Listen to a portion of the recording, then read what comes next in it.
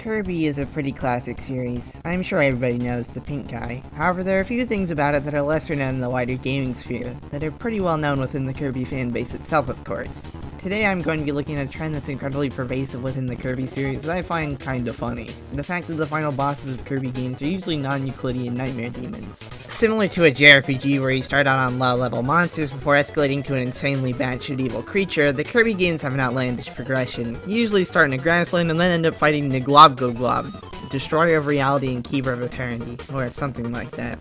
Kirby has become defined by this thematic contrast, and today I'd like to highlight just a few of these final bosses that exemplify this the most. In Kirby's Adventure, after you go through a bunch of levels that are named after silly food and colors, like Butter Building or Orange Ocean, you get to the end and fight King Dedede in a place called Rainbow Resort. But then you fight the literal embodiment of darkness and nightmares, aptly named Nightmare. This would be the first time Kirby ever had a strange entity randomly appear at the end, though far from the last and certainly not the most extreme. The SNES masterpiece Kirby Superstar introduced us to Marx. At first, Marx is a lot like Kirby. He's small, he's round, and he has a pair of shoes but no legs. He also has a cute little jester hat like the beam ability, but Marx, betrays Kirby right at the end of Milky Way Wish's plot, which is the sub-game he appears in, and then wishes to become God. His design isn't that much different, but he gets bat-like wings with weird diamond-y patterns on them. His boss fight is full of weird imagery. He can even split his head in half to create a black hole, which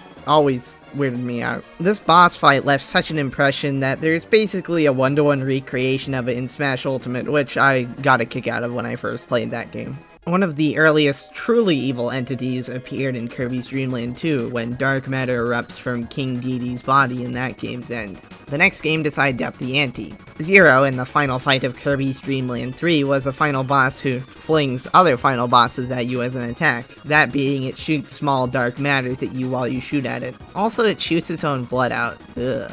What came after Zero? Well, Zero 2, obviously. Also sometimes written in Zero Squared in order to frighten mathematicians, this was the first 3D final boss in the Kirby series. As with the previous Zero battle, there's a lot of blood here. It isn't used as a projectile this time, but Zero Squared is constantly bleeding as you damage him. He also twists and morphs to represent different copy abilities, which I've always found disturbing. I don't like bosses that writhe, generally speaking. At least the boss theme is killer. Something interesting about Return to Dreamland is that in terms of its plot, its final villain took a lot of cues from Kirby Superstar's Marx, to the point that I would say this villain is just a more well-realized version of that character. Magolor is a down-on-his-luck alien who accidentally crashes the Lore Starcutter, his spaceship, into the surface of Planet Popstar. You help him get back all the pieces for his ship, but then he turns on you once he can get his paws on the Master Crown. The fight against Magolor is my second favorite final fight in the Kirby series, right below what I'm going to talk about next, actually. I think it works a lot better than Marx because you've had an entire game to get attached to Magolor, as opposed to Marx, who only showed up once at the beginning of a very short sub-game.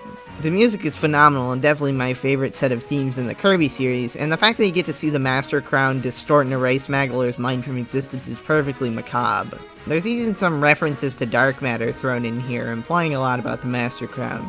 Speaking from personal experience, no final battle in any other Kirby game has ever matched the final boss in Planet Robobot. There are 4 unique phases in the Star Dream fight, and each one is incredibly creative. The fact that the fight is so long really lends to its intensity for me, and if you read the pause screen descriptions, a staple among Kirby lore buffs, they highlight that this creature wiped the mind of the person who created it, President Haltman, which is just depressing. It doesn't help matters that its design recontextualizes the unsettling eyes of the ultimate benevolent Nova from Superstar's Milky Way Wishes into a more sinister scenario, one where said Nova wants to kill all life.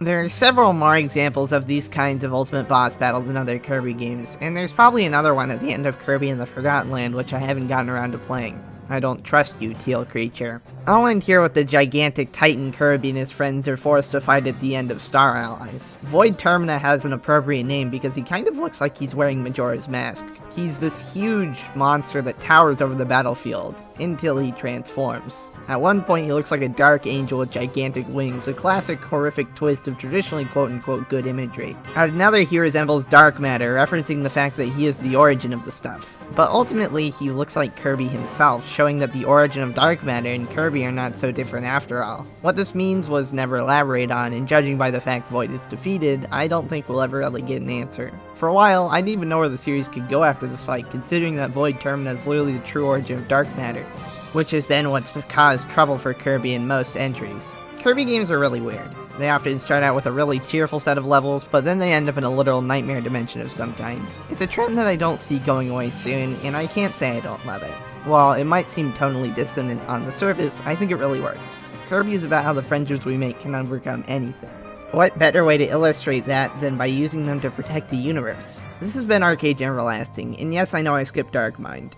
I just don't like Amazing Mirror. Signing off. Thank you for watching.